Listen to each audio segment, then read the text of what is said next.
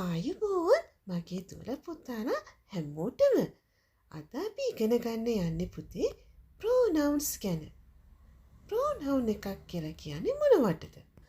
pronoun එකක් කියලා කියන්නේ පුතේ අපිට කෙනෙක් වෙනුවට යොදා ගන්න පුළුවන් තවත් නාමයකට. ඒ කියන්නේ සර්ව නාමයකට. A pronoun is a word that replaces the name of a person or object. pronouns වර්ග 8ක් තියෙනවා. ඒකෙන් අද අපි ඉගෙන ගන්න යන්නේ personal pronoun එක යටතේ එන subject pronoun එක ගැන. Today in this episode we are going to learn about only subject pronouns. Welcome to Happy Learning Plus. දුවේ පුතේ subject pronoun එකක් කියලා කියන්නේ උත්තේකට යෙදෙන pronoun එකක්. Basically, there are 7 pronouns. අපි බලමු ඒ 7 මොනවද කියලා. I කියලා කියන්නේ මම. He කියලා කියන්නේ ඔහු.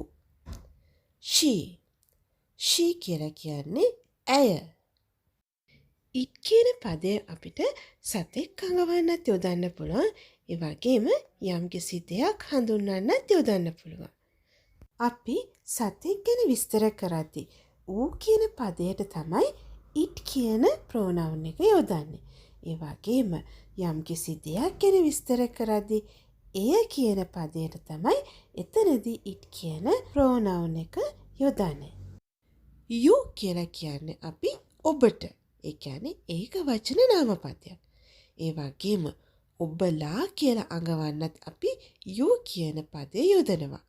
එතනදී you ක්‍රියා කරන්නේ බහුවචන ස්වරූපේ. they කියලා කියන්නේ ඔවුන්. ඒ වගේම we කියලා කියන්නේ අපි.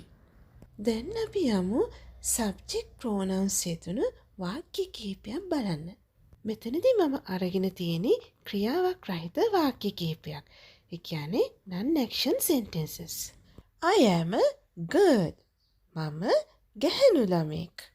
මෙතනදී අපි යොදාගෙන තියෙන්නේ I කියන pronoun එක. දැන් අපි යමු you කියන pronoun එක යොදාගෙන singular sentence එකක් ලියන්න. You are a painter. ඔබ චිත්‍ර ශිල්පියෙකි. අපි දැන් you කියන pronoun එක යොදාගෙන plural sentence එකක් හදමු. You are both graphic designers.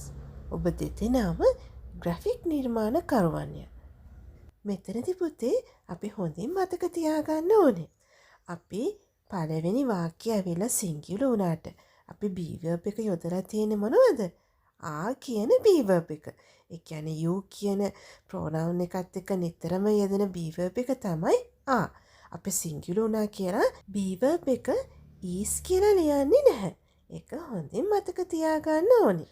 be verbs ගැන මම වෙනමම lesson එකක් කරලා තියෙනවා. පුතාලට පුළුවන් ඒ lesson එක ගිහලා බලන්න. මම link එක description box එකේ දාලා තියන්න. He is a carpenter. ඔහු වඩු කාර්මිකයෙකි. මෙතනදී අපි උදාගෙන තියෙන්නේ he කියන pronoun එක. She is a lawyer. ඇය නීතිඥවරියකි. මෙතනදී අපි යොදාගෙන තියෙන්නේ she කියන pronoun එක. They are teachers. ඔවුන් ගුරුවරුන් වේ.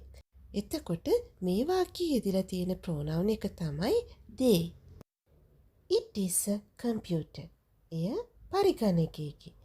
it කියන pronoun එක අපිට මිනිසුන් නොවන ඕනෑම දෙයක් විස්තර කරන්න යොදා ගන්න පුළුවන්. දැන් අපි බලමු subject pronouns අපිට sentences ලියද්දී කොහොමද උපකාරී වෙන්නේ කියලා. මේ cloud එක ඇතුලේ he, she, they, it කියන pronoun 4ක් තියෙනවා. ඔයාලට කරන්න තියෙන්නේ මෙන්න මේ වාක්‍යයට ගැලපෙන pronoun එක තෝරලා නැවත වාක්‍ය ලියන්න. Banu went shopping and brought some books. The books were history books. මෙතනදී බලන්න පුතේ books කියන වචනය තැන් දෙකක සඳහන් වෙනවා.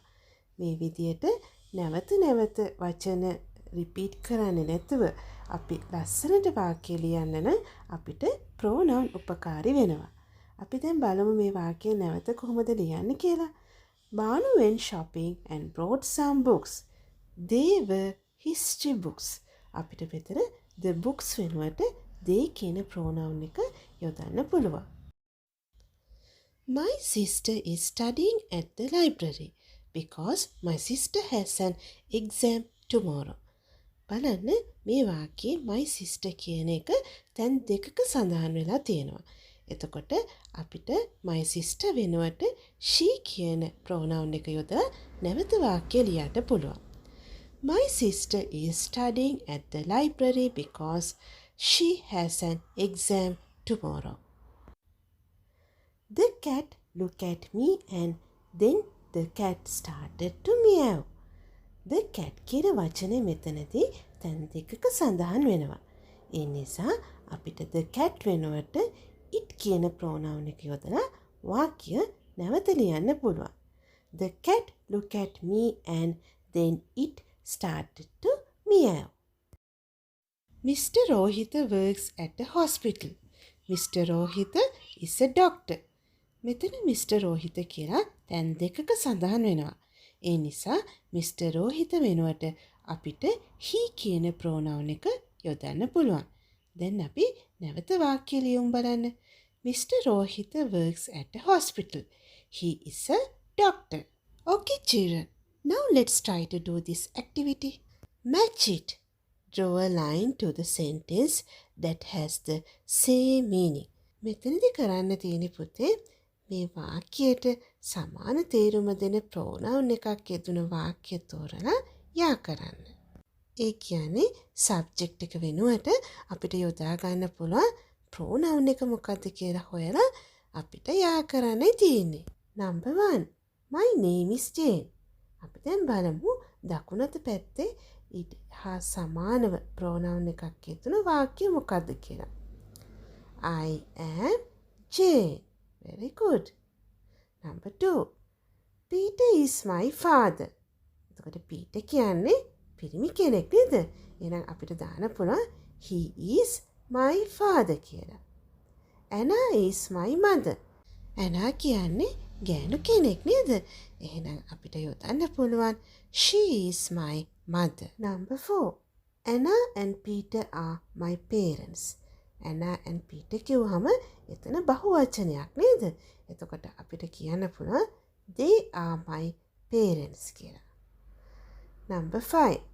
Harry, Anna, Peter and Jane are a family. මේ හැමෝම වෙනුවෙන් අපිට යොදන්න පුළුවන් we කියන pronoun එක. එතකොට we are a family. මම හිතනවා මගේ දුර පුතාලට දැන් subject pronoun එක ගැන හොඳ අවබෝධයක් ලැබෙන්න ඇති කියලා. So that's all for today. We'll meet in another lesson. Thanks for watching and have a